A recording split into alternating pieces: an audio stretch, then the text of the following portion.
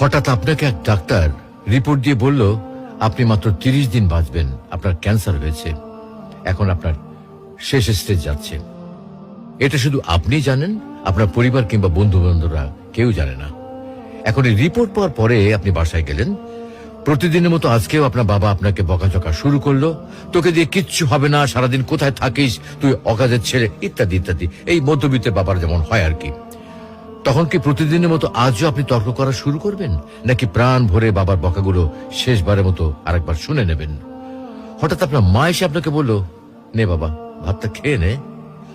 আপনার মনে হবে এই বুঝি আপনার মায়ের শেষ হাতের খাওয়া, আপনি আর বাঁচবেন না। আপনি পরম তৃপ্তি নিয়ে খাবেন এবং আপনার কাছে মনে হবে এটা আপনার শ্রেষ্ঠ খাবার, যদিও ডাল ভাত হোক না কেন।